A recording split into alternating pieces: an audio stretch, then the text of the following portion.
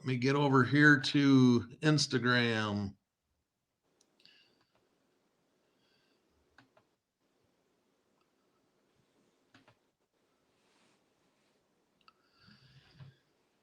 All right, we are live. I'm joined today by Craig from Craig's Cards 11. Thanks for joining me today. We're going to be talking some Bowman baseball. And before we get started on the Bowman baseball, I've got a couple of updates for people. First of all, eBay, for those that haven't seen the eBay changes, there's a few eBay changes. There's some fees that are going to be taking place. eBay has, if it's over $10, there's an additional 10-cent per card insertion fee. And in addition to that, they have raised the sell rates by 0.35%. Not a huge amount by any means, but just so everybody is aware, their eBay fees are ticking up just a hair. Like everything else in this world, costs are going up for everybody. So I wanted to make sure everybody is aware of the changes going on at eBay. The other thing that eBay did that is nice is for reporting the Terra, whatever they call it, Terra. They're reporting. You know what that's called, Craig? Terra. Shoot, I forget what you're. Yeah, I know what you're. It's eBay's reporting.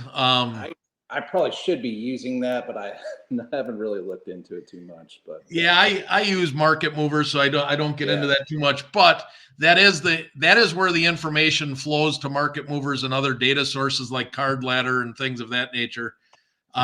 They are no longer allowing non-paid items to show up on their reports. So they are waiting until an item gets paid.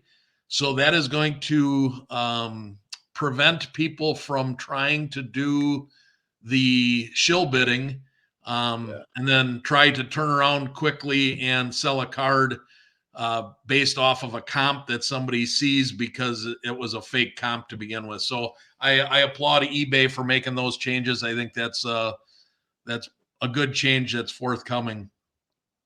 The other thing I wanted to make people aware of is the Prism basketball. If anybody's watching YouTube content or live feeds other than mine, which I'm sure you all have other feeds that you're watching, Prism basketball has a lot of missing autographs. So if you are buying a hobby box or a case of Prism basketball with the intentions of ripping it, beware. There are a lot of quality control issues. I watched a whole entire case break, and there were 11 autos missing out of an entire case. I have not heard yet what Panini plans to do about this, because it does say on the boxes that they guarantee a certain number of autos per box. So that'll be interesting. We'll keep you updated on that as more information comes. But beware that there are missing autographs in Prism basketball boxes. And then one more rant I got to do, and we'll get into some Bowman baseball here with Craig. If anybody's been watching lately, Topps announced yesterday that their Series 1 flagship product, which has been out now for about 3 weeks, they did a lot of promoting about the fact that the first card of every card was going to be stamped with a first edition logo, and on the back it was going to say 1 of 1. So there would be 350 of these because there's 350 cards in Series 1, and everybody's losing their minds over the fact that 3 weeks nobody's seen one yet. And then now a couple of people have noticed the 1 of 1 on the back of a few of these cards. And Topps came out and said, whoops, my bad. We forgot to stamp the card. So if you get one and send them in, they will stamp the card to make it official. I don't understand all the rant and all the people on Facebook and YouTube and Instagram that are losing their minds over this. It's Topps Series 1, people. Nobody cares. The most expensive card in that group is probably going to be the Ellie De La Cruz, which might sell for $100 if you're lucky. All the other 101s, instead of them being a 10-cent card, it makes them worth what, a dollar or two or maybe five because it's a 101. This product, people, is designed for kids and hobbyists that can't afford any of the other cards. It is the entry level product. This is not an investment product. Please do not lose your mind over the fact that there is a stamp missing on the 101s. I don't care. Get over it, people. All right, that's my rant. We're going to get into talking some Bowman baseball here with Craig. All right, Craig, let's get this thing started. Who is the number one card for you right now? Well, all the big guys right now are, super expensive. Holiday, Wyatt Langford, Churio. Um, so I'm looking a little bit down the list, a little bit further from those guys. You know, James Wood, Colt Keith, those are some of the big names right there. James Wood's already having a great spring training. I thought that I'd see a big pop in a lot of his prices after this weekend when he hit a couple home runs, but there was some stuff that sold, but there were some follows that I was had on my watch list on eBay. They're still for sale, and um, I think he's got a good chance of making the team potentially. I don't follow the Nationals all that much. You can tell the background. I'm a Cincinnati Reds fan. The Reds are loaded with young talent right now. But James Wood, right there, we can kind of circle. We can come back to those big names. I'm assuming those are the guys, the three that you're after, the top guys right there to start with. Yeah, so um, James Wood. So first of all, I guess we should start by the fact by saying spring training is what we've been waiting for a guy like Spencer Jones, who is a Yeah. prospect way down the list. Yep. I would consider him in the flyer deep sleeper category, something that I'm looking at investing in for probably next year, not this year. Although I had 10 of his cards, of which I've sold here this week and made good profits on them. If you're holding Spencer Jones cards, now is the time to sell them. He had a monster first Oh, game, two massive. home runs, caused his prices to increase 50 to 100%. Um, However, guys, spoiler alert, Spencer Jones is not going to be making the roster in 2024, at least not opening day. If anybody's watched since that opening day, Spencer Jones has done nothing since those two home runs. So get rid of the cards while the spike is good. My plan is I've sold out of Spencer Jones cards.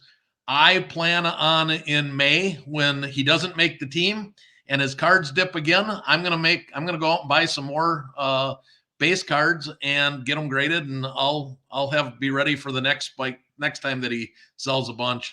So sell them, buy them back. Spencer Jones, James Woods. James Wood is not a sell right now. I would not be selling James Wood at all. He has hit two home runs as well. He has looked great. There is a high probability that he is probably going to make the opening day roster, I think. However, as Craig mentioned, his cards have not moved much. Some of them have gone up 20, 30%. A lot of them are staying flat. Um, his cards were so much cheaper than Churio, Langford, and Holiday already, and he's right there neck and neck, in my opinion, with the ceiling for where his cards can go.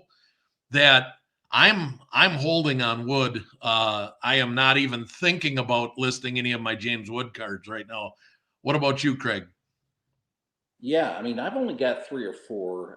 There's one that I've been eyeing on eBay for quite some time. I've got it on my watch list, and it's the Bowman Mega Orange Auto PSA 10. It's listed for 750, and it's been online for quite some time. That has a special place for me because I had an Ellie De La Cruz just like it that I bought raw before the prior season last year. I graded it, got a 10-10. So my $900 investment, I sold it for 2850 during his first week call up. So I'm with you. I think you still can buy. Now with him, I think this is a big topic that we want to talk about. The guys are right on the cusp. You may want to just buy the PSA 10s because I don't know, even though with PSA times are better these days, I don't know if you want to wait and have your cards, your raw cards sent in to grade for him. Um, with the possibility he comes up and he has an Ellie De La Cruz like first couple weeks, and you see that massive, bump in his prices, and your cards are at PSA. Yeah, Um, I agree. If you're going to buy James, if I believe there's still a window to buy James Wood, so I would not be selling. yeah, But right. yeah, if you're buying James Wood, buy the PSA 10s. Do not be buying raw to grade right now, because I do think there's a legitimate shot he makes the opening day roster, and you will not get them back in time unless you did the $50 fast service. Here, Um, got one more thing on him too. You got to be careful if you buy on eBay over 250. They're going to send that card off to get authenticated out in California or Florida or wherever it is. And still we're still early in spring training, but that takes that's a delay right there too. And as we get closer to the end of spring training, I'd be careful right there. What I would target is more Facebook Marketplace, where slab like a PSA 10 or like a card show, coming up. So if you see any of his stuff, you get the PSA 10s, and then you're ready to rock. You just have them send it directly to you versus going to authentication and back right there. Yeah, that's a good point. We've got our first question in the live chat here. I'll let you answer this, Craig. It says for Mad Cards, can you explain why the Wyatt base chrome and paper are going for more than holiday, but the Wyatt autos are going for less? PSA 10, by the way. Uh, that I'm not sure on that. I got a Wyatt base auto in one of the original hobby boxes. I think it was a jumbo or something like that I got on when they first came out or whatever right there. So let's see here. Can you explain what?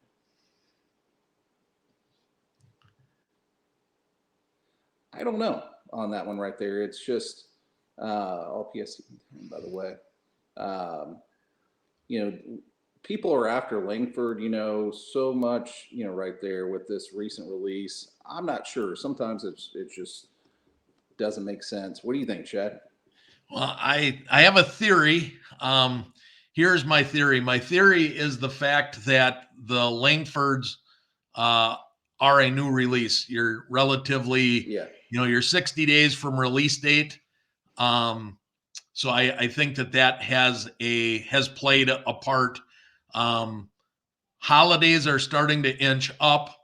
Langfords are kind of holding steady, but some of those, Mark, I don't know if Mark is watching here, but Mark Drzinski messaged me the other day that he posted a couple of his Langford base paper and chrome first at 3 times the going rate, thinking that he would just list them there so that they'd be listed and ready for when his prices jump. And somebody hit them both and paid for them. The same guy hit them both and paid for them. So Mark's 2 sales might be the outliers that are why these prices are higher too.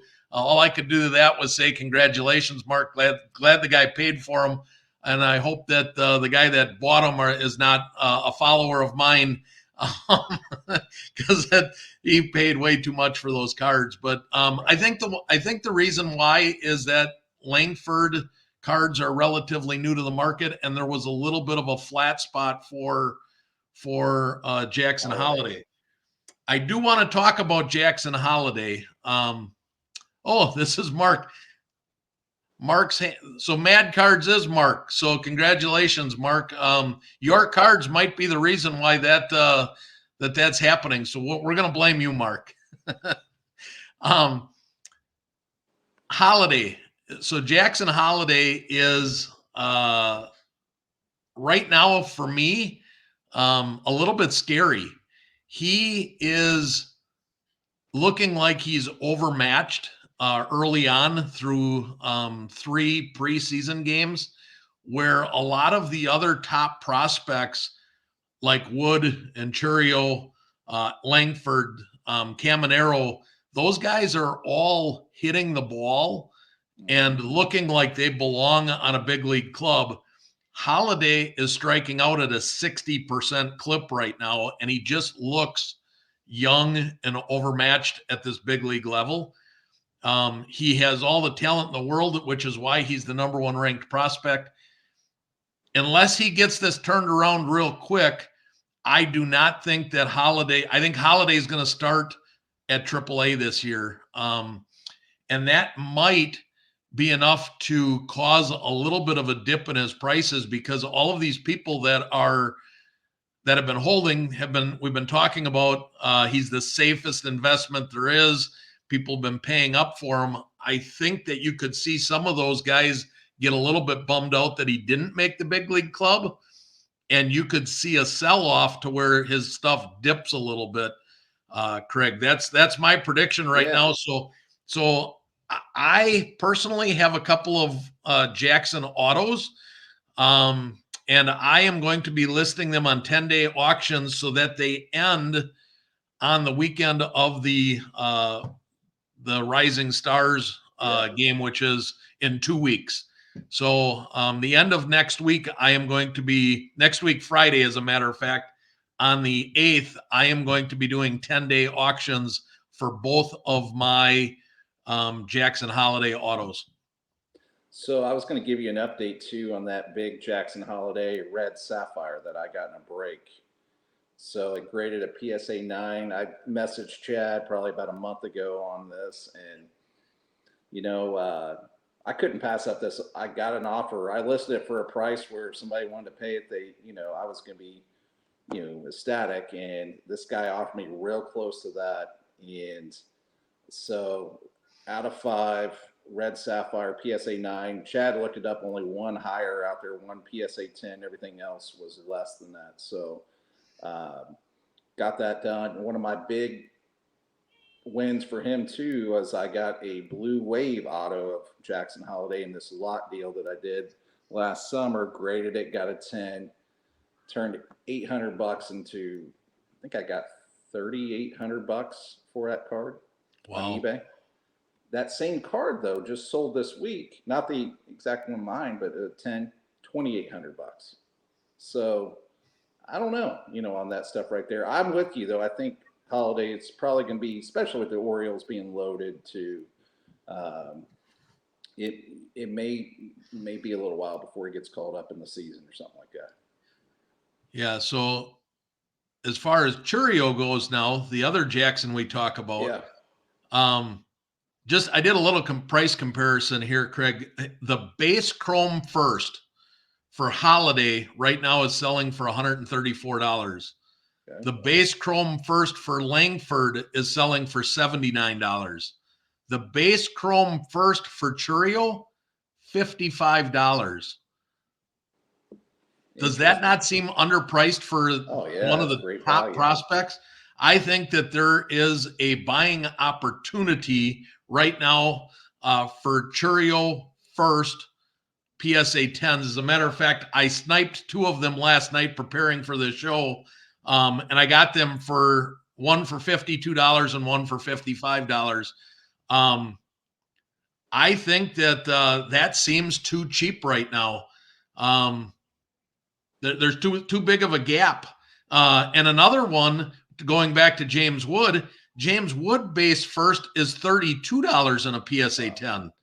Yep. When you can compare that to Langford at 79 and Holiday at 134, there is a ton of room there to be buying now and flipping in another 2 weeks, 3 weeks as it gets closer and it's looking like those guys are going to make the club. I could see those cards potentially doubling Yeah. in 2 to 3 weeks if they play well in the spring training here. Yeah. I agree. And I think I told this story on the Sports Card Strategy show, but I sold a card to a Brewers pitcher. I think I told you. I don't know if you run that one, Chad, or not. Yeah, I There was an remember that. Ellie De La Cruz card and Matt Bush. He was a pitcher, relief pitcher with the Brewers. Now I think he went to Texas or whatever right there. But I asked him. I messaged him on eBay just to make sure everything was good. And then I asked his thoughts on Churio, and he had a firsthand experience of this guy, and he said that he's a rare talent. That the quote that I like that he said was, "The game comes easy to him," and that's like, I think everybody knows, his name's all over the place. But yeah, I mean, with that kind of value that you're getting for that base first, yeah, I mean, I'd be all over that, and I'd be doing the PSA tens on that stuff right there, ready to rock when he's gets the call. Like if he makes the team and he starts out hot, you're ready to sell. Yeah, so I also compared the base first auto PSA 10s, and Holiday is at 1450. Churio is at 825. Langford is at 670. And James Wood is at 500. There seems to be a lot of room there for Wood and Churio's cards to go up, as Langford's too. Right now, in my opinion, in my rankings, I've leapfrogged Churio and Langford ahead of Holiday, just Wow. because I think both of those guys are going to make the club out of I spring agree. training. I can see that totally. Yeah. So I actually I've dropped Holiday on my rankings down to number 4, which is why I'm going to be selling him in the next 2 weeks. I want to get out while the hype is still high, and then if there's a dip of people selling off the end of April when it looks like or March when it looks like he's not going to make the roster, then I'll be buying back in. The other tier, what I would consider to be tier 1 prospect, the clear top 5 now outside of those, is Caminero. What do you think of Caminero? I wish I had some of his cards, is what I think, and for some reason I messed up there. I I was too focused on Churio, a lot of the other names right there, and from everything I read, just I haven't watched a whole lot of video on him, but the dude is he just crushes. I mean, and I think once he play third base, he's a little bit bigger guy. Tampa Bay always identifies these, prospect studs right there. So I am wishing I had some more of his stuff right there. He had a small sip of water in the Right. last fall. I think he got called up. I think he had a 13 game window where he got called up. He only had, I want to say, 6 or 8 at bats. He didn't get much of an opportunity. He did get some experience. But he is a guy that if I were a betting guy to where I was placing bets, he's one of 3 guys that I think has a legitimate shot at Rookie of the Year this year, much in the same facet that last year was done. I think you could see Caminero follow those footsteps this year. And his base first PSA 10 is only $40 right now. Right. That seems criminally cheap to me. Spencer Jones, who, other than hitting 2 home runs on opening day, has done nothing and is nowhere near the prospect. For the 10 cards that I sold for Spencer Jones, they all went in that $50 to $60 range. Is Spencer Jones $20 better than Caminero? No. I don't think so. I think Caminero's cards are criminally underpriced right now at $40 for his base PSA 10. His auto is only $475. His refractor auto $725. I think that, typically we don't recommend buying players that have already been called up, but Right. this is a case where I think you could see him figure things out in spring training and really take off and have a shot at Rookie of the Year. And I think you could really see some growth in his cards. I agree. And This might be a good time to talk about the types of cards that you're targeting. I guess for me at least, I like the base auto, but I like the refractor auto out of 499. And I think I just from just experience, the true blue autos are a lot of people value those things a lot more than the green or the yellow, So I've seen blues go for more, and it makes not as much sense to me, but it's just kind of some of that stuff right there. So yeah, Caminero, I think he was just mashing in the minor leagues, and I think, I don't know much about the Rays or whatever, but I'm assuming that he can work his way into a starting lineup pretty early on with them. Corbin Carroll, he got that short call up the previous year and then came back and won Rookie of the Year. I Yep, really think Caminero could follow in that same mold of a Corbin Carroll. sure. Now I'm no expert, and I've been wrong as much as I've been right, but I have gone out and um, I've bought myself quite a few Camineros this spring. I missed out on the call up last year, which I was bummed out. Lefty laughed at me. I had all my Camineros at PSA trying to get Yeah, him ready for this spring, not thinking he yep, was going to get called up. So when he got called up, all of my Camineros were at PSA. So that's I've awesome. gotten all of those back. I've Yep, bought some more. I plan to buy some more yet at the prices that they're at in anticipation of the year that he's going to have, with the sell marker in mind that either the Rising Stars game, if he does well there, or when he makes the opening day roster and starts out hot. Um, so Caminero is another buy for me right now. sure. I saved Langford to talk about Langford kind of last year of the Big Five. I think Langford is going to make.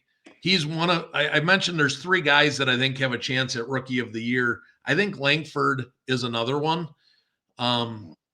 I think that Langford is a rare talent that you don't see very often. He is Major League Baseball ready.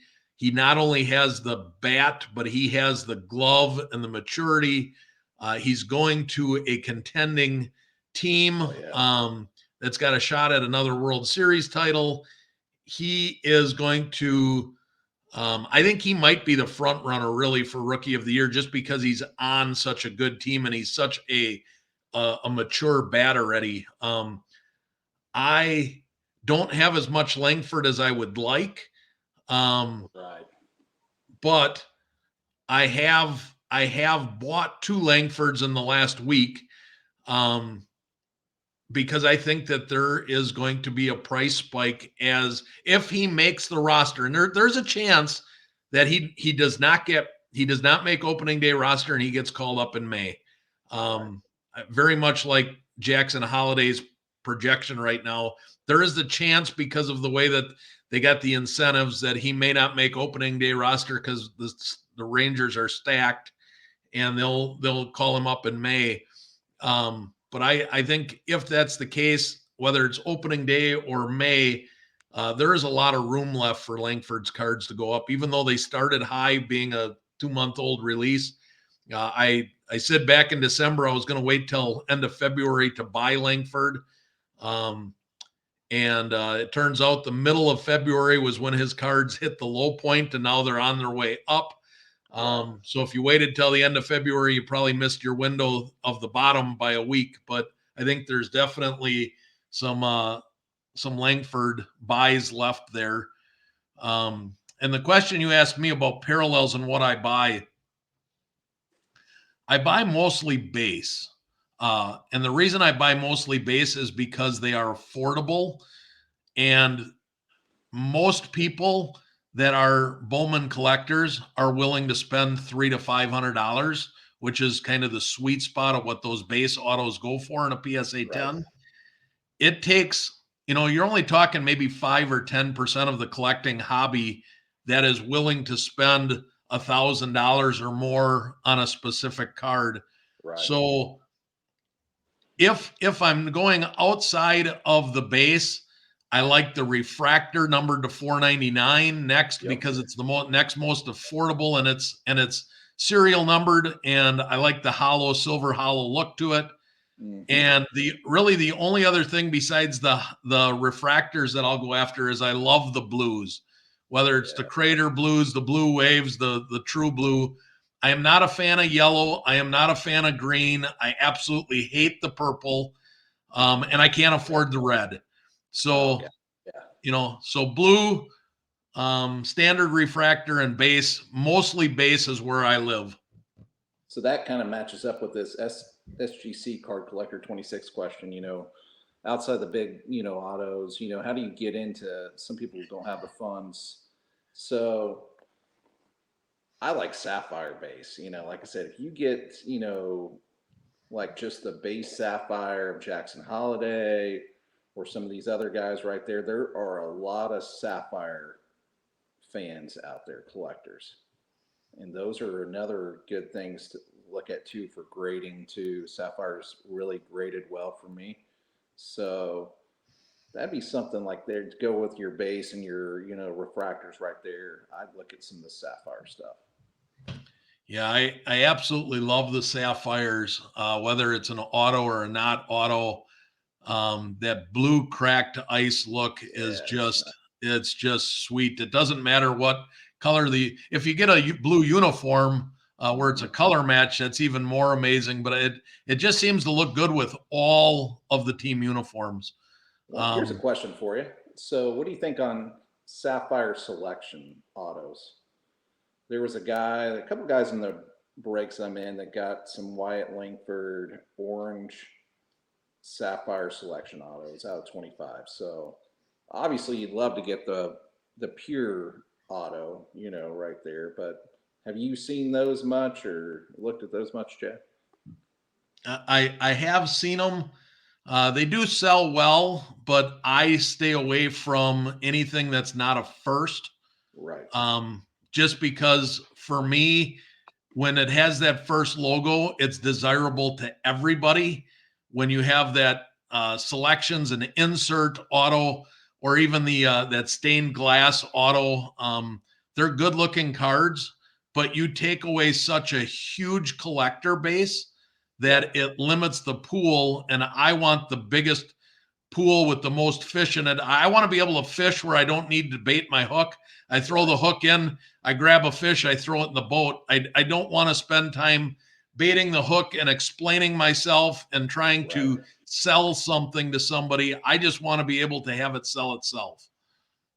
There's a one last thing too, is like you kind of steered me a little bit clear. I was getting the old Bowman Sterling triple auto fever right there. Man, they look sweet, but you kind of said that you'd been burned a little bit on some of those, Bowman Sterling right there. I like the card look, but I'm with you. I think it's the money would be better spent on the first, right there, the Bowman first, whatever you want to go that route right there.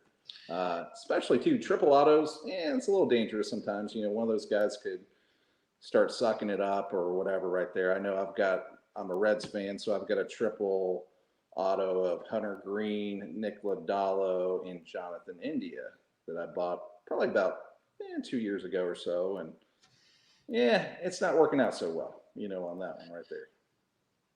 Yeah, I too have a triple auto that I thought was really cool that had Wander Franco on it. Oh, shit. It's made that card completely useless right now, so it has no value. So I Yeah, don't like the triple autos from that regards.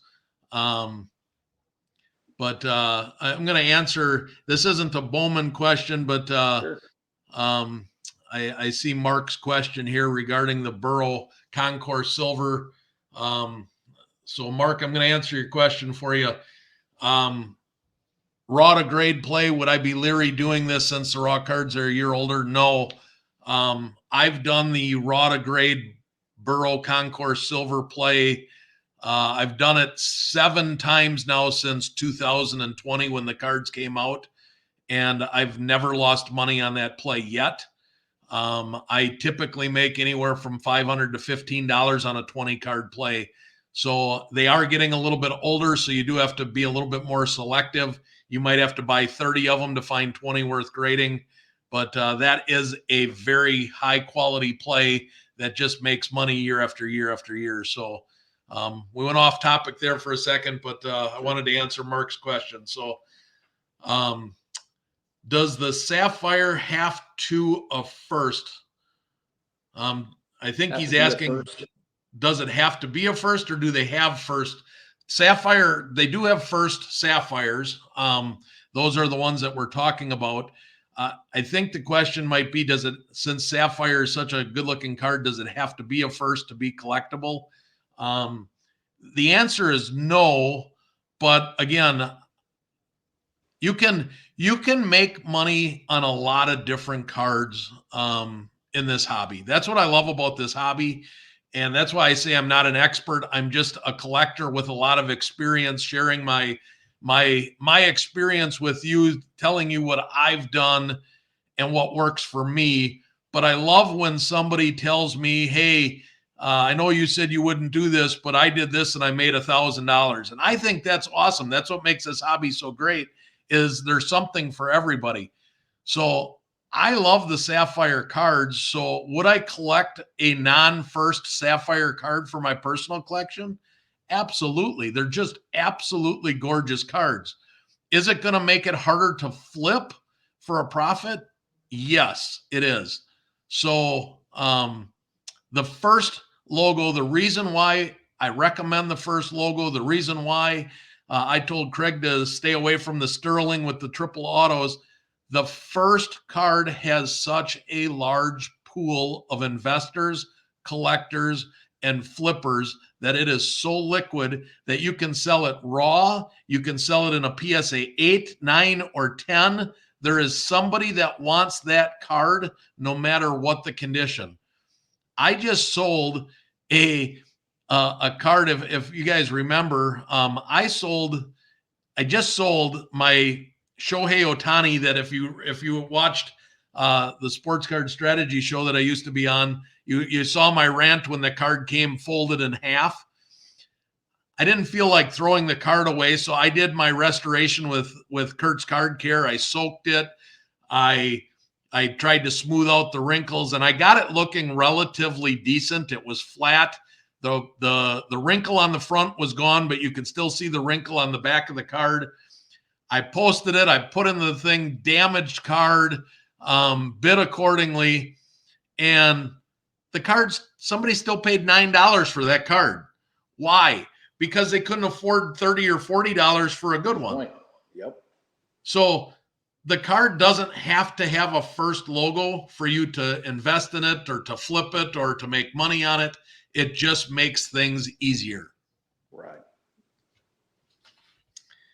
All right, the next person I want to talk about here on the list, Craig. I'm curious to hear your input on this because a lot of people will say stay away from pitchers. Yeah. Paul Skeens is what seems to be at this point a generational Yes. talented type pitcher. What is Yeah. your take on Paul Skeens and his cards? I agree. I mean, I'll tell you a funny little story first, though. The last time that the Pittsburgh Pirates took a pitcher #1 overall was probably about 20 years ago. A guy from Madison, Indiana, that I played baseball against, Ryan Bullington. Yeah, it's kind of viewed as being one of the biggest flops ever for a #1 overall pick. Don't get me wrong, this guy made millions of dollars pitching in Japan for years, but no, Skeens looks great. I mean, I think that Pittsburgh organization's on the rise too. Um, we haven't talked about his name. Tamar Johnson had a couple home runs. He's a prospect that I'm after as well. So yeah, Skeens is good. I've got some base cards of his, but I was trying to. I actually took him in a couple player breaks, trying to get some mid to decent sized cards. Didn't really do that great in him, but yeah, he's going to make the team, I would think, right away. You think? Yeah, I think he's got a shot at opening day. If not opening day again in early May, he's definitely going to be on the roster for 2024. Right. Everybody was saying stay away from pitchers. I don't. don't listen to what everybody else says. I make my own opinions. Right. And I was buying Paul Skeens when I was looking for Langford cards middle of February, and I bought 3 of his base first autos raw. I got one for $92, one for $108, and one I paid $115 for. Yeah. I did not send any of those off to PSA yet because I was afraid when I bought them that it was too late to get them back for opening day. So I plan on just flipping them in raw condition. Sure. But if you've watched, those cards are now up to about $165 to $170 already. Right. I'm thinking that card could get to 225, 250 if he pitches well in spring training. I don't know about you, but I would love to be able to double my money on a card. Yeah. The only hesitation I have is when I first started getting into cards again about 2 years ago. Like I said, I'm a Reds fan, so Hunter Green. I was buying up a lot of his stuff. It was a flamethrower. And it just hasn't worked out well for me on that. So yeah, I think you're onto something there. With Skeens is more well-rounded than Hunter Green is, but I would be doing the quick flip. Once he sees a little time and he starts pitching good, I'd be selling those bad boys and getting out of them. The Reds have probably the second best pitcher in that draft, which is Rhett Lauder too. That's another guy I've been after a little bit in breaks right there too. So I think Wake Forest is where he was at. I think they were like in the top couple teams, right there with LSU and some of the others right there. So, but yeah, I like it. Yeah, so Mark is asking, he's kind of skipping ahead of our list here a little bit, but he's asking about Colt Emerson. Oh yeah. Emerson is from 2023 draft. Yeah. What do you think of Colt Emerson? I like him. His stuff is expensive already, like I said. So he's only 18. He's 18 right now. From what I read on him, he's a very good all around hitter. So, the Mariners have a pretty good young nucleus there too with Cole Young and everything like that too. So, yeah, I think he'd be a guy I'd be scooping up right there. Yeah, in his short major league career so far, he's batted .374 with 2 home runs and 13 RBIs, 1.045 OPS. Yeah. Small sample size, but he looks good. He's probably one of the top 5 or so players for value of cards in the 2023 draft. I have not collected him yet because I think he is a player that is probably 2025, maybe even 2026 before you will see him get the call up. Right. So with as high as his prices are right now, he is not on my buying list. I watch a lot of his cards thinking I can maybe snipe one cheap, but they continue to go for way more than what I want to invest. There are other players that I think right now are just stupid cheap. Sure. If you follow my pickups of the day last night, I showed a Matt Mervis refractor auto numbered to 499 that I picked up for $20.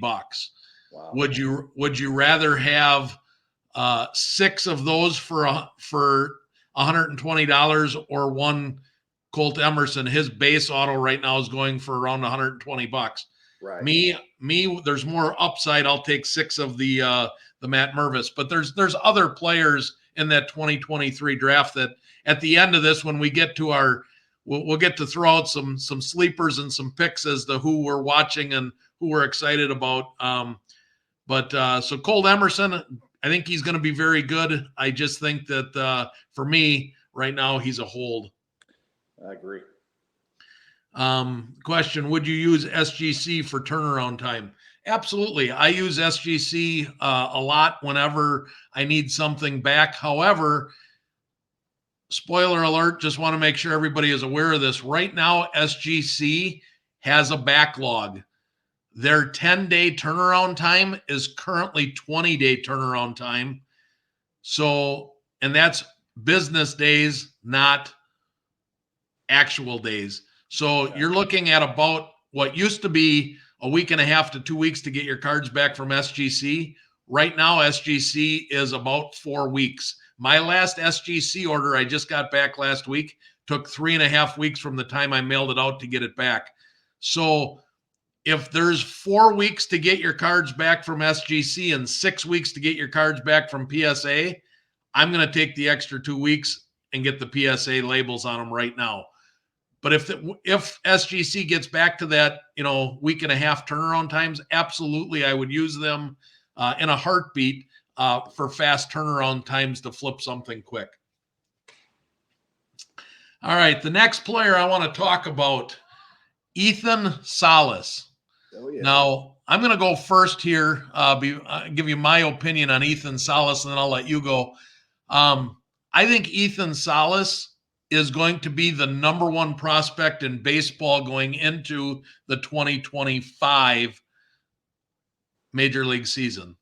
I don't think, based on he's a defensive stalwart behind the plate, but last year when he got the bump up to Double-A, he really struggled at the plate. And he's so young that it's okay that he struggled. And I'm not worried about it at all. He's one of the youngest players to ever reach Double-A. He's so young that I have no worries about Salas at all. But I do think that he's on a trajectory that he will be a 2025 call up, not a 2024 call up. So therefore, Salas, I think, will or could be the number one prospect in all of baseball going into next year. So I am looking at buying Salas during the season, because if he stays at the Double-A or even gets bumped up to Triple-A, I think his prices are going to stay relatively flat the further they get from release date. His cards released in August of last year, and they dropped to pretty low levels to where you can buy a base auto for under $200 right now. And I think that's a good buy, and I wouldn't hesitate to spend $200 on a base auto. But I have a sneaking suspicion those could get a little bit cheaper as the season rolls on. And Salas is going to be my number one prospect target to purchase from May to July. I think I'm going to try and buy him up hard during the midseason. And again, I will look in October when the season is over. I will look to buy some more. I want to have, usually I try to have 2 or 3 autographs of a top player, and most of what I do are the non-autographs for bulk plays. I'm hoping to have 15 or 20 autographed Ethan Salas cards for next spring. I'm that high on Salas. I think he is one of the best young catching prospects we've ever seen. But he is a guy that you should be looking at buying for next year. What do you think of Salas, Craig? Agree 100%. I mean, and it's a guy that I don't have any cards of, but I think you nailed it. It's like, he was in Bowman Chrome, right? So, and then what happens? He struggles a little bit in Double-A, and then we have Bowman Draft come out. So his prices come down, and he is one of the top guys that I'm going to be looking to acquire as well. We'll probably be bidding on some auctions in the same one in there together. So I like him a lot. I also like Samuel Basallo. Those are two of the guys that I'm really going to be hot after the next several months here. Yes. So Basallo is the other guy I was going to talk about next, just simply because I think that he and Salas are the two guys competing for that number one overall spot for next year. I agree. Basallo is, his bat, I think, is ready for the MLB this year. The problem is the Orioles are so loaded that he has nowhere to go. Unless they make a trade or somebody gets injured, AAA is about where Basallo is going to sit for the next year. He just has too many good players in front of him. So I think Basalo and Salas are two guys that are going to be in the top 2 or 3 prospects on the MLB prospect list for heading into 2025. So I am also a buy on Basalo. I just am not doing it right now. Who do you think? You think Kobe Mayo is going to play first? For the Orioles. I'm not even sure who their starting first baseman is right now, but because Basalo can play first base as well. But you might be on. I'm with you. They may trade him for some like top pitching or something like that. With that log jam in their infield that they have. Adley Rushman obviously is not going anywhere. So the guy hit 313 last year, had 20 home runs, 483 plate appearances, even had 12 stolen bases. Uh, yeah, it's So last year, Ryan Mountcastle was their starting first baseman. okay. Um, so and he performed pretty well. So I don't Okay. know. I don't know whether or not Basalo is going to be able to leapfrog him anytime soon to get to that big league roster. Right. Um, But you nail it. Those are two guys. Those are my top two guys that I'm looking to acquire. yep, for Salas and next Basalo. year. Yes, correct. All right, I'm going to talk about the next guy we're going to talk about is a player that that Lefty has talked about numerous times and has made quite a bit of money on him. I believe he is going to make opening day roster. So if you were to buy him now, you'd have to buy already graded PSA 10s. His cards have not started jumping yet in price, and that's Colt Keith. Mhm. Colt Keith looks to be more than likely the starting second baseman for the Detroit Tigers this year. He's looked good so far in the small sample size in spring training. They just paid him like the Brewers did with Churio. They paid him before he ever played in the big leagues, which tells me Detroit is so high on him that he is more than likely going to make the opening day roster. And his base autos right now are selling for around $320, and his refractors are about $450. The card I really like of him is the blued numbered to 150. Yeah. That card sells right now for about $550.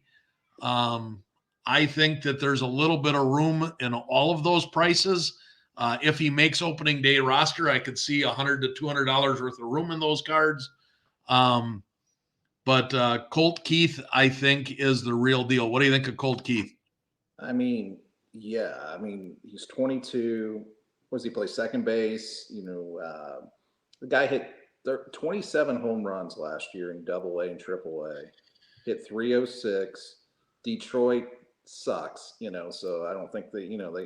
There's probably not many people in front of him. I guess one thing I was thinking of, Jace Young, does he play second base as well? So like down the road, I wonder.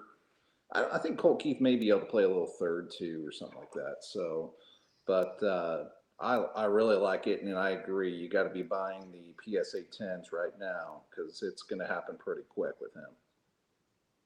Yeah. So, question in the comments: been looking on and off for a month, can't find Basalo non-auto anywhere. That is because they don't exist. They never made a base non-auto. The only way to get a Bowman first of Basalo is in an autograph card. I didn't know that, so that's good to know. Yeah, they didn't make a non-autograph and a first. So that is the only way you can get him. And Mark was asking buying Salas and Basalo in May, June. Yes, I'm looking, Mark. I'll make sure everybody knows when I'm buying them. I'm gonna be watching for the dip. But yes, I'm hoping May, June, July, and then really heavy in October. I'm going to have a war chest of money set aside for some baseball prospects in October, November. It appears as though this last year, I've always preached that between Thanksgiving and Christmas is the lowest point of the year and where it's best to buy baseball. And this last year, it actually moved up a little bit. It was the best buying time this past year was actually between Halloween and Thanksgiving. So I am going to be ready. I got caught sleeping at the wheel a little bit this year, thinking they were going to drop even more like they have in the past. But this year, come October, I am going to have a war chest of money ready to go, and I will be buying baseball prospects like they are going out of business this fall. So I think that is what you should be doing as well. Set some money aside for October. All Do you right. think the dips? Do you think the dips are less with Bowman than, let's just say, like NFL? I see some dip, but I don't see huge dips like the off season in the NFL and things like that. What do you think? Yeah, it's player specific. The higher the ranking of the prospect, I would agree with you. The Yep. lower the ranking, they have the big dips. And Spencer Jones is going to be a perfect example. Yeah. So last summer, I got 20 Spencer Jones graded with lefty, Bowman first. They came back and we sold them all for 75 bucks a piece is what we sold them all for. And then this last fall, October, November, December, those cards got down to 35 bucks, about the price of what Caminero is at right now. Right. And lo and behold, 2 home runs in a meaningless first game of spring season, and the cards doubled. They're up, they're selling for 65, 70 bucks right now. So Right. that was a pretty significant, 50% dip. But it's because it was a player that was out of the spotlight. He's out of the top. Well, he's out of the top 50, really. I think he's ranked like somewhere in the 50, 60 range on that MLB top 100. So the further down the list you go, the bigger the fluctuations that you'll see. The higher the highs, the lower the lows. Yep. But those top 10, top 20 prospects, top 10 especially, you don't see much of a dip. Like the holiday cards have actually been, from a year ago, holiday cards are up, even though they're down from 6 months ago. From a year ago, they're up. So depending upon when you bought into holiday, you could be making some big profits or some little profits. You're going to be making profits, but depending upon when you bought into it. Yep. Great explanation. Yep. Um, all right, Colson Montgomery. I think you had said that Oh you've made a man. lot of money on Yeah. Colson Montgomery, so I'll let you take this one. This is my guy right here. So it's the White Sox shortstop, top prospect overall. Um, he's only 21 years old, so he's from Southern Indiana, close to where I am right here.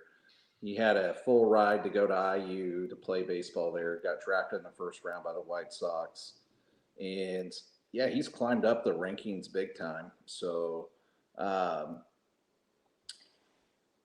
his prices dipped last summer, or actually right about this time last year. He got injured in spring training, and he was out for it seemed like a couple months or so. So I was able to kind of buy on the low right there. So there's a great chance. I don't know if he'll make I doubt he'll make it out of camp, but he'll get a call up, I'm pretty sure, this year, just mainly because the White Sox are horrible. Their infield is, anyways. So, um, yeah, with him, there's his stuff is a little pricier though. Right there, it's there's a lot of people onto him. Even like I think ESPN had him ranked number 2 overall as a prospect at one time. He was ranked ahead of Jackson Churio on their list, which I thought was crazy. But it's been adjusted since then. But yeah, Colson Montgomery, I like him a lot. Yeah, so his based first non-autos right now are selling for $26. Yeah, That's got to be a $40 to $50 card if he gets the call up, is it not? yeah, I would think so. Yeah, I mean, the one thing I'll tell you is his refractors. I've tried to grade 2 or 3 of them, and man, those have been tough grades. I think I got an 8 on one and maybe a couple nines. But yeah, I mean, I was lucky enough to get like a gold, blue, um, in this bigger Bowman lot that I got, and those gemmed out. So that was love and life then. So it was great. Um, but there's pretty good demand, especially in the Midwest. Kind of helped a little bit too. The Nationals in Chicago last year, so there was a lot of White Sox collectors there too. So Sold some of his stuff up there too. So, in your opinion, is Montgomery going to make the big club out of spring Yeah, training? I don't not out of the spring training, but my guess is he'll actually be a mid to late season call up Okay. just to get him some experience. I think so. Be my guess. Yeah, I've figured from my rankings, I think Montgomery is a I think he's an early season, maybe a May June call up, but I Okay. agree with you. I think he'll be a mid season call up. Um, all right, let's so we don't keep boring everybody with our top. That's kind of our top 10 list. Yeah. Let's do some deeper diving. I see we got a question about Drew Jones. Yeah. Drew Jones is on a projection right now. I would say 2026, maybe. He's still a couple of years away. So there's plenty of time for you to stock up on Drew Jones if you like him. I think he's got some holes in his swing right now that would prevent me from buying deep into Drew Jones. But I do have, I've got about 15 of his Bowman Chrome First non-autos graded, sitting on the shelf waiting for when he does take off. I've actually looked at a couple of his autos recently and thought they are getting pretty cheap from where they were a year ago. So I've got a target for Drew Jones. If I can get a Drew Jones first auto in that $75 range, I'll pull the trigger. But right now they're still in that $120 range. But that's down about half of where they were from a year ago, or when they first came out back last summer. So, um, yeah, that's my take on Drew Jones. What about you, Craig? I'd say when he gets to those levels, it's probably worth the risk, right? It's just with the pedigree and everything like that. Diamondbacks are a top, team right there too. So I haven't really looked too much into his stuff, but you kind of go where they're not. That might be something to take a look at closer coming up. Buying at some discounts. School Creek Cards, you are just in luck as Roman Anthony is going to be Oh yeah. another player that we were just about to chat about. So you are right on time for that. Roman Anthony, he ascended out of nowhere last year. He was kind of one of those guys that nobody really knew about. And he just skyrocketed up with a tremendous year last year. Um, I think he probably starts the season at AAA. I don't see him making the club out of spring training unless he just goes on a tear. But I would anticipate him being a AAA start with a midseason call up if he rakes at AAA like he was doing last year. But his stuff is, again, it's super cheap. A base first auto, non-auto, so a base first chrome, $30. You know, I don't see how you can go wrong at $30 on a PSA 10 chrome first of a guy that has the ceiling that Roman Anthony has. He is. I've already seen him getting a little bit of press on ESPN for this spring. Um, he hasn't hit any, major bombs or anything, but he's making good hard contact. His hard hit ball rate is up. It's been up since the middle of last year. And when you're making solid contact and you're a power guy, good things are going to happen.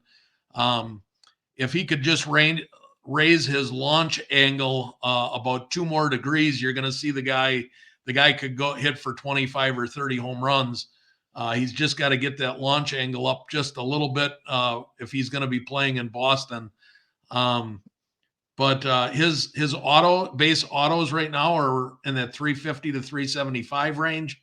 So I think there is plenty of room for growth there. I could see that being a $500-600 card at call up. So I like Roman Anthony. I like what I'm seeing. I think he is on a great trajectory, and I think we will see him in 2024. What do you think, Craig? I agree. I think a lot of people are starting to get on. They know who he is. A lot of collectors. His name's got a lot of buzz right now. Boston's a big market right there. definitely. I've got several of his cards, so I think I'm going to try to unload some of his stuff here coming up. I may hold back some of it too for the call up, but definitely a guy that I'm looking, to buy more of. It's kind of a blend: sell some, buy some more of too. Yeah, I see Lefty just joined Oh, there the he live is. stream here. Yeah. Um, Oh, Lefty, the guy that hopped. Yeah. let me know if you want to hop in here, Lefty. I'll send you a link. But anyways, so we are at the point now where I want to talk about um, some players that I'm looking at. I don't think they have a shot at 2024 necessarily making out of the big league camp, but I think they will make an impact in 2024, and that is two of my Brewers, Tyler Black and Jefferson Quero. Um, those are two guys that being a Brewer Homer fan, I've told Lefty a few times, watch out for Tyler Black. He's an up and comer. They're having decent springs so far. The thing with Quero is really kind of bummed me out was when they went and they signed another catcher. Um, so now that worries me that Quero might be on the outside looking in um, for a while now. But Tyler Black, I think, has a real legitimate shot at making the club. I'm hoping he's our starting third baseman. I'm not as familiar with those guys. I know the name's definitely right there. I just wonder if they'll be, they're definitely later, so plenty of time away from when Churio makes the team and it's buzz and all that right there. So, uh, yeah, I think you're onto something. So, still got to ask you about this Corbin Burns trade. Man, I tell you what, that dude was nasty. So I'm glad to see him out of our division now. Well, I actually like that trade. Did you? Okay. I think the Brewers got two players. They weren't going to get anything for Burns if he stayed next year. They weren't going to sign him. Um, so I really like the fact that they got something for him. I think DL Hall is a person that could be one of our five starters Yeah. this year. And I think you could see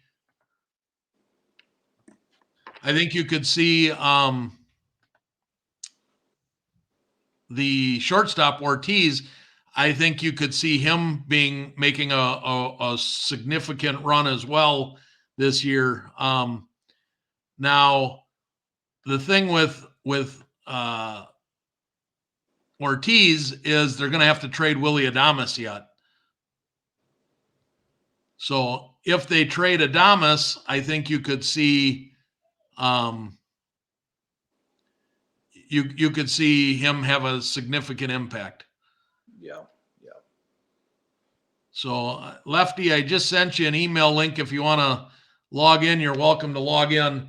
Um, so a couple more players that I'm high on here that I've been buying autos, and you've been seeing my pickups of the day.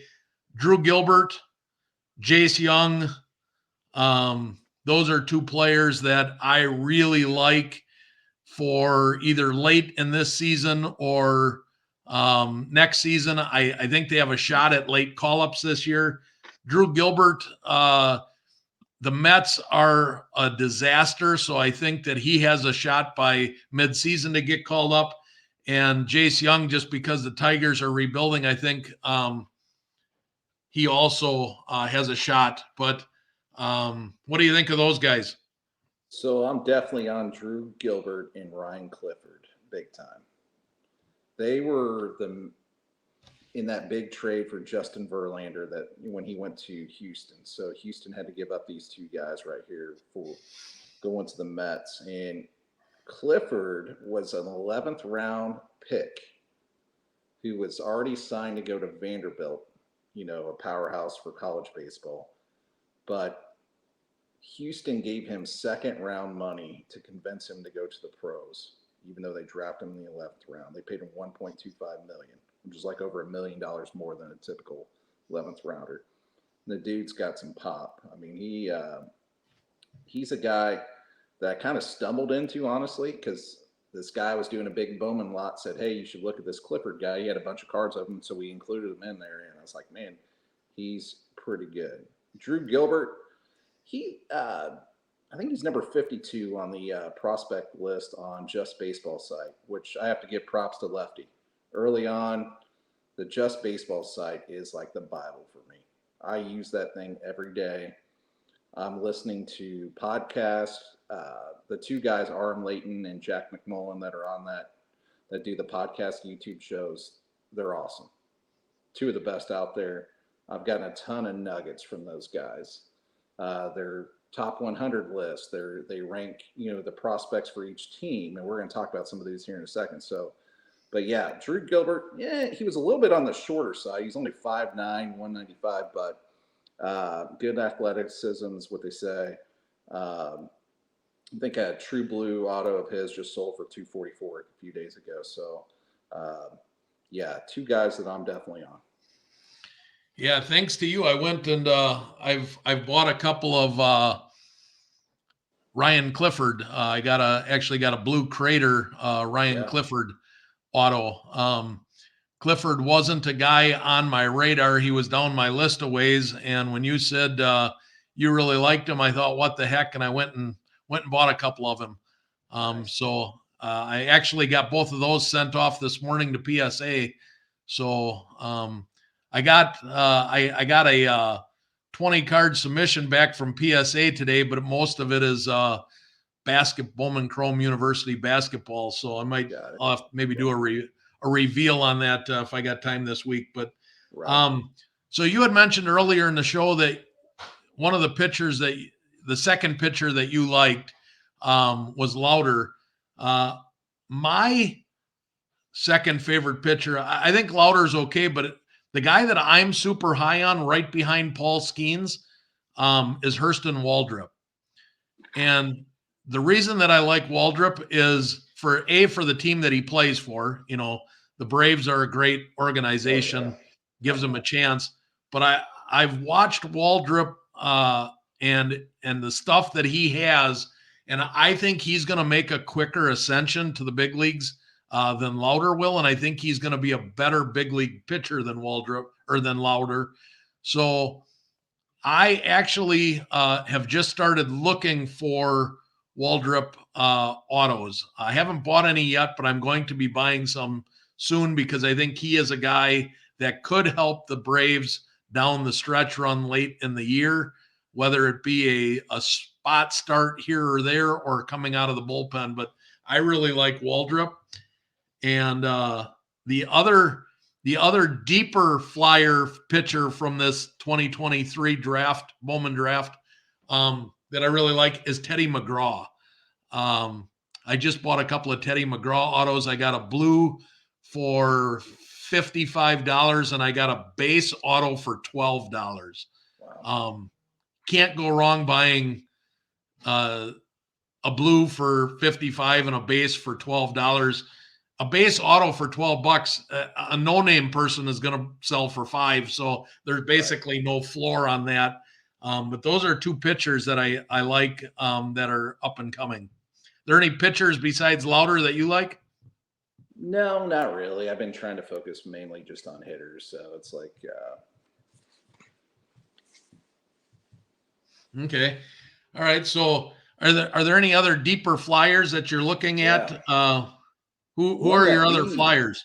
well, the Flyers past those guys, kind of deeper, is a guy that we were both on just kind of independently, and we just mentioned it. Cole Carrick from the Colorado Rockies. So he's a second round draft pick. He's in this Bowman draft release 23 right here. So, um, you know, I like this guy right here.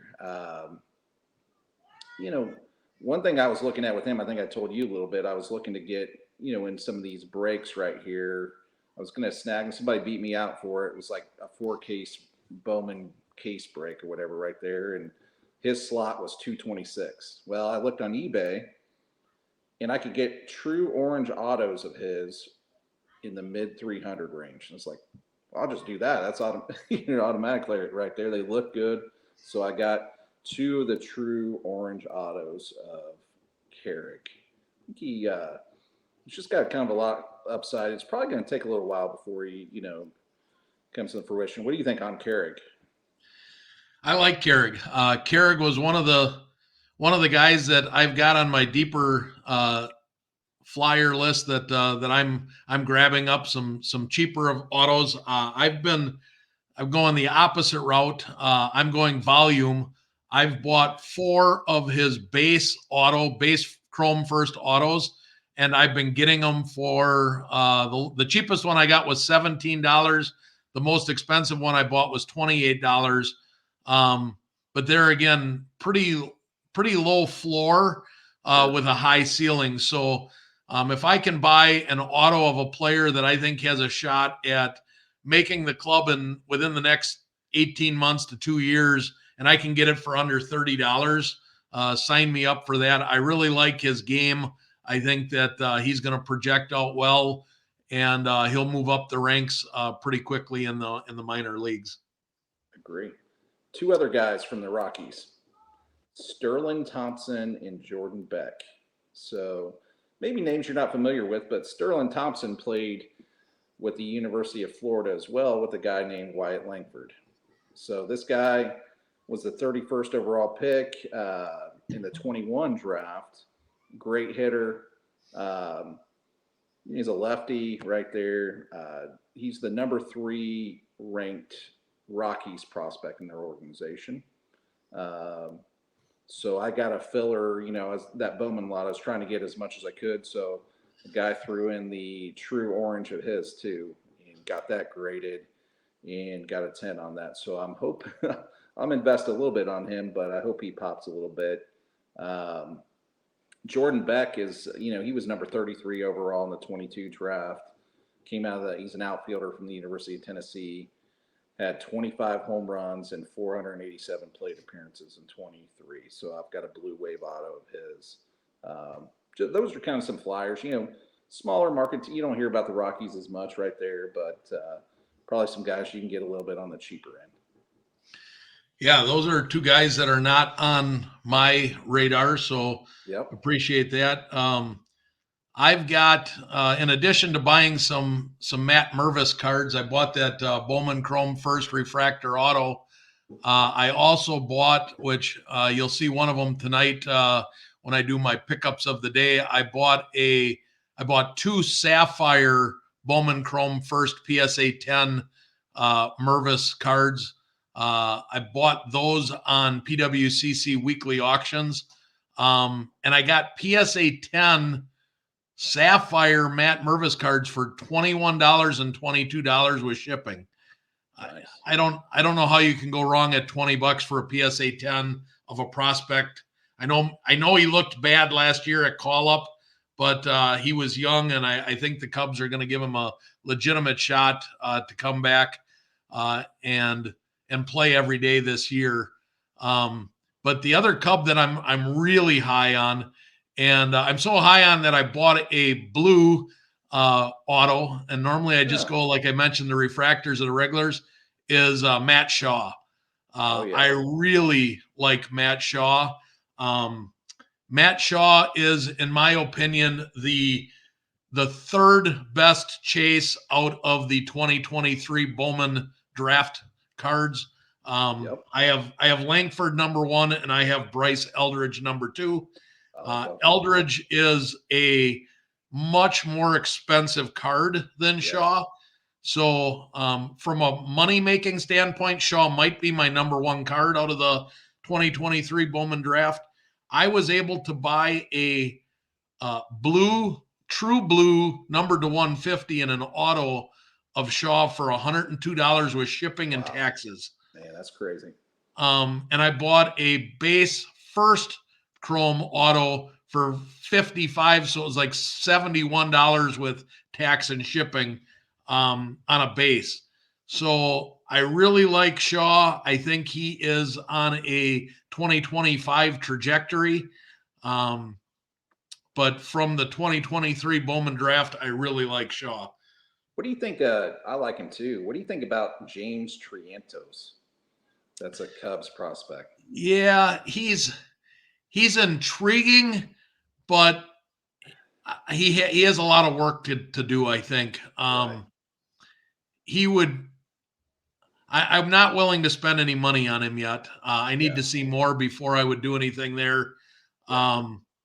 But he's intriguing. He's what does his card sell for? I would have guessed they'd be pretty cheap, $5-10 maybe. I He was a redemption auto in a lot of that stuff. So some of these guys have started getting a bunch of redemptions in the mail like the last month or so. And shoot, I was eyeballing a purple sapphire auto at a 10 on eBay. That's a little bit more pricier one right there. But yeah, I think he tore it up in the Arizona Fall League. I think he was just, which, it's not as good as the regular minor league season, whatever, right there. But yeah, I don't know. Maybe he's kind of a name. Like I said, we use kind of some of those redemptions right there. But I don't know as far as the base and some of that stuff what it's going for. But What did the purple? What was the purple? Somewhere around 100 and a quarter. no. So this is out of 10. So I think a guy sent me an offer for, I think it was $800. So it's like, I Oh don't know. my gosh. Now, Yeah, I I'll tell wouldn't. you that, yeah, I would have zero interest right. in especially when the AFL. I don't put any weight in the AFL. That Right. Arizona Fall League is Kind of like not. that. People have stats like crazy there, and they're Yes. just not. It's just not worthy of chasing anybody off of their stats in the AFL. So Yeah, it's wise words right there. It's probably like the Dominican League too, right? It's like, yeah, they're just. I need to see stats really at a double A level before I get right. too excited, or even if they're really young, a high A. If they go to A and a high Yeah. A, but the AFL doesn't get me. A lot of hitters go and bat 350, 400 in that AFL and go to low A and they can't hit their way out of a wet paper bag. So to spend 800, I wouldn't spend $200 on a number to 5 of him. Right. Just that there's So too much risk there for me. I think this Um, summer, what I'm going to do is I'm going to try to go to more minor league games. I'll tell you what. So it's like, um, I was just thinking that high A is where a lot of clubs will stack, they'll stash their top prospects down there. Their guys are right out of high school. I remember I was in Florida for vacation. We went to Lakeland and just watch a minor league game for the Tigers. And not only who I see, O'Neill Cruz. I was like, who the hell is this guy? This guy is, he ain't like the other guys in here. And that was like the first time I ever even heard of him. And of course, Roger Clemens' son played for that same team. It was pretty interesting. So I'd tell people if you can go to high A or double A games, it'd probably be worth it. You can probably see some pretty good prospects in those. yeah, for sure. All right, I'm going to finish this off here. A couple more guys I want to talk about, Sure. and then I let you have the floor if there's anything you want to do, and we'll wrap this up. But I'm going to rapid fire a couple of names out here. Um, we had them pretty high on our rankings last year.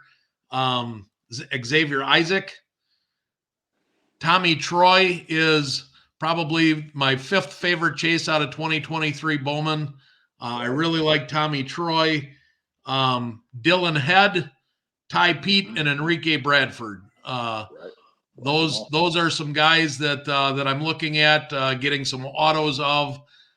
They're again 2025, 2026 type prospects. But and then I'm unsure of what I think about Luis Angel Acuna, uh, Ronald Acuna's little brother. Yeah. Um, he's got a lot of hit tools, a lot of speed. He just doesn't have any power, and I don't know how that's going to project out into card values. So, Got it. but I really like Xavier Isaac. If he can continue to climb the ranks, he's got a ton of power. Uh, the one thing that people like more than anything for card prices, anybody that can hit a lot of home runs, Home runs. the Yep. hobby loves them. And Xavier Absolutely. Isaac is a monster when it comes to hitting home Yep. runs. Um, I've that's got what to I get some like. of his cards. Yeah, I have no, and I know you and Lefty were on him early, and I should have jumped on some Xavier Isaac. Yeah, yep. So there's still time. Xavier Yep. Isaac cards, there's still plenty of time. Um, so you can go get some Xavier Isaac. Tommy Troy is one that I'm chasing. I just bought. I bought a true blue out of 150 of him. I bought a refractor out of 499, and then I bought a base auto. Um, I like the price range of where he's at right now. They could get even cheaper as the summer rolls on, but I'm comfortable with getting them now. With I do think that buying a couple months after release, you do get a little bit higher quality cards than you'll get a year from now.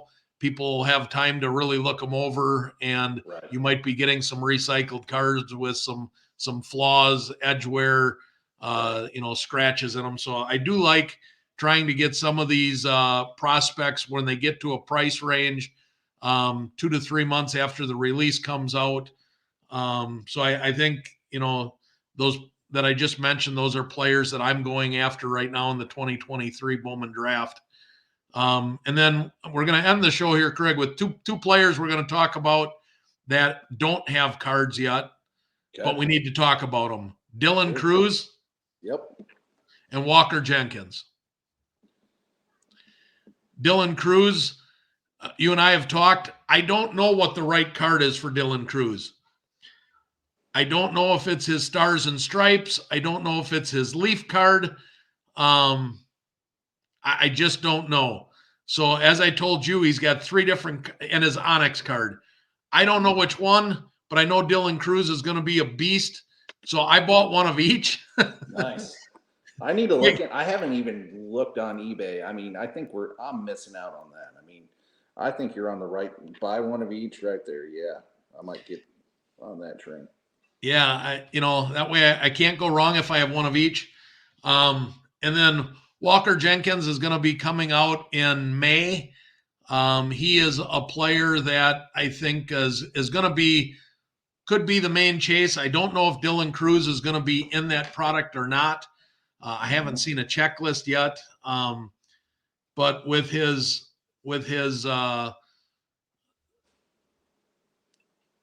lack of being in the 2023 Bowman draft, I don't Right. know if they saved him to be a chase or if he signed some sort of exclusive deal to where they can't Right. put him in. I don't know, but Dylan Cruz and Walker Jenkins are two players you're going to want to keep your eyes out for when they do get cards.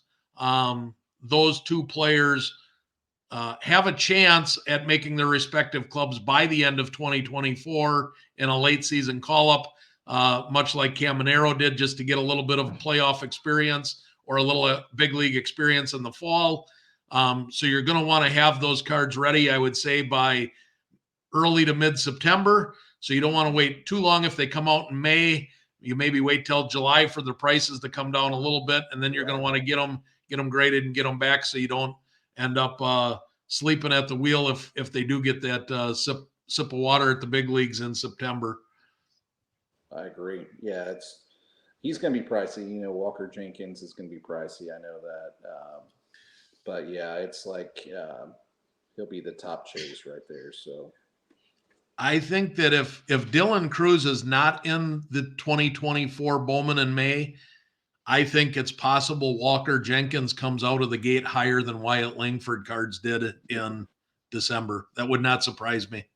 because it's so top, just top loaded with him. I don't know who else is in that, run too. So, um, but maybe next time we'll talk about Max Clark and some of these other guys right there too. So Yeah, Max Clark is a player that I love. Yeah. I've got a 20 card play of him, all refractors, Yep. non-auto refractors sitting at PSA. As a matter of fact, the grades popped on them today. I have not looked yet to see how it did. Yeah. Um, but I'm hoping that I can get, my goal is that I can get 12 or 13 out of 20 tens and the rest nines, and that should be a very profitable deal. Yep.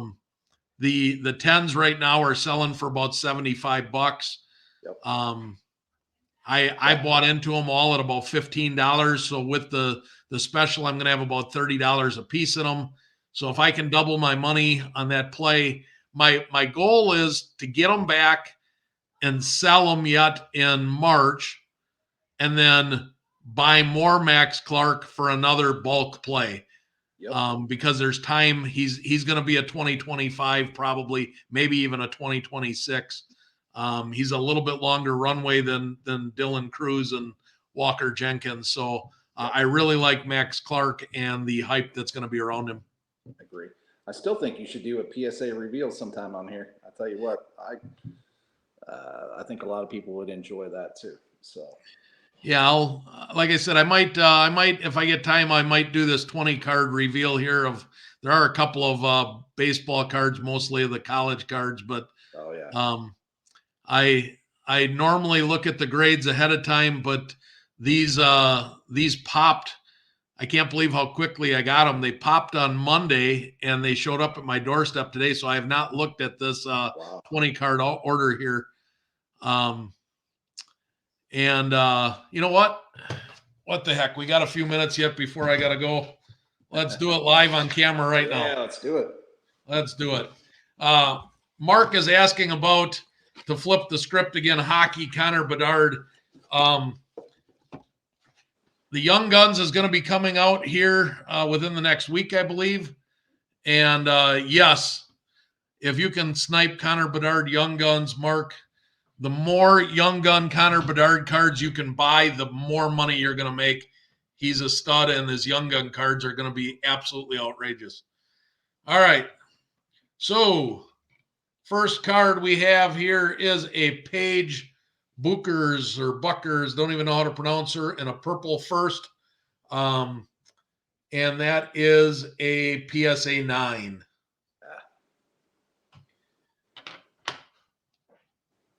Zachary Reisher, just a base first.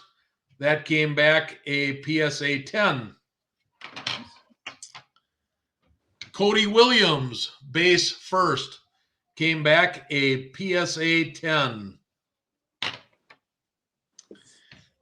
DJ Wagner, purple shimmer, one of my UK boys, so I'm excited about this. Came back a PSA 10.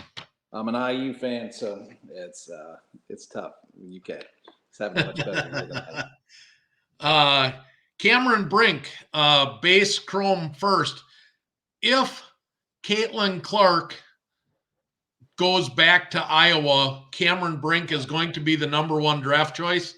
That came back a PSA 10. Wow. Scotty Middleton, gold lava auto refractor, came back a PSA 9. Okay. Jackson Shellstad, orange shimmer, numbered to 25. Auto came back a PSA 9. Terrence Shannon Jr., refractor auto, came back a PSA 9. Riley Kugel, lava refractor auto, came back a PSA 10.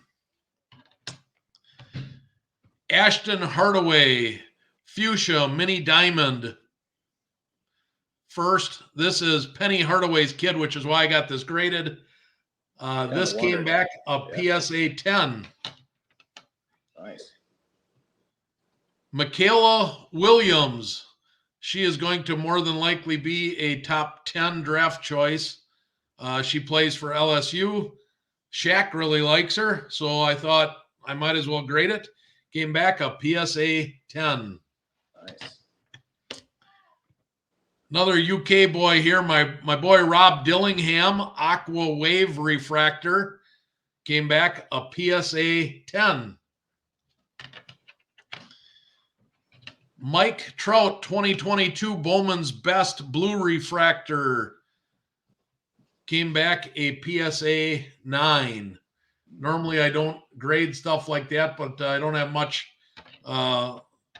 from Mike Trout and a low serial number that was numbered to 150, so I took a chance.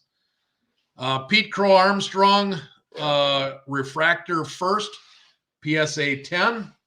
I like him. Jonathan Classe from Seattle. I really like this kid. I last year was touting his praises. This is a Mojo Mega Box refractor, came back a PSA 10. Nice. Then I've got some Donruss football. Will Levis, rated rookie paper, PSA 10. CJ Stroud, Donruss, rated rookie paper, PSA 10. Amy Stroud. Yeah. Bryce Young, rated rookie paper, PSA 10. Puka Nakua, rated rookie, came back a PSA 9. Yeah.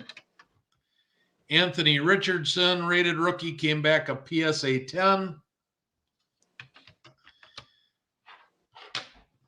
Bronny James, base first, non-refractor, came back a PSA 10. I did not go out and buy any Bronny James, as I was on record saying I did not think he was going to be a very good college basketball player. But when I opened up 2 hobby boxes, I got one, so I sent it in. I do think that there is money to be made because there will be hype because of LeBron James is probably going to go and play wherever he gets drafted. So although I don't like Bronny as a player, a PSA 10, I'll take it. And then I broke a case or a Donruss hobby box, which is how I got those Donruss cards. And I got, this was my hit. It's an AJ Brown, the Elite Series autographed, numbered to 25, came back a PSA 10. Nice. So overall, I got 15 10s and 5 9s. So I'll take that. That's a pretty good showing there. So that was my first reveal. I'll do more reveals. I pretty much send in order to PSA every Wednesday. Some are bigger than others. But I don't think I missed a single Wednesday in 2023 or so far in 2024. So I've always got something coming back. So if you guys enjoyed that, let me know and I'll do some more live reveals. So, yep. All right, Craig. Well, I appreciate you hanging out with me here for the last hour and a half and talking some Bowman baseball. Hope to have you back on again. We can take some more deeper dives, talk about cards going up, cards going down, plays to make help these guys make some money. And thanks for watching, everybody. Leave some comments. Feel free to message Craig or I. Instant message us. We're always willing to answer any questions that you have. And appreciate you watching. Thanks, Chad. Take it easy. Thank you. Bye.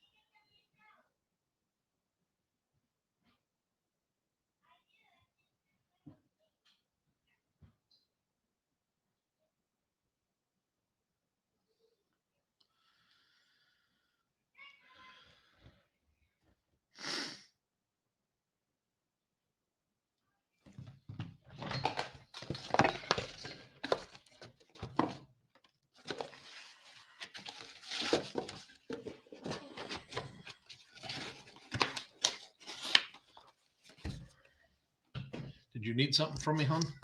Yeah, my knee feels weird. Okay.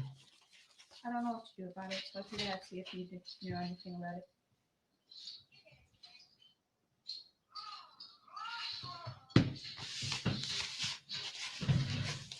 Take some ibuprofen or some Tylenol. What do you mean it feels weird? Feels like there's a really big bubble in it and it won't pop and it hurts when I bend down or like pull my knee up. Where's your bubble? It feels like right here. Yep, you got water on your knee. I have what? Fluid. You have fluid on your knee. I've had that 1,000 times in my lifetime. So there's a couple of things you can do. Okay. One would be to take some ibuprofen to lower the inflammation. Okay.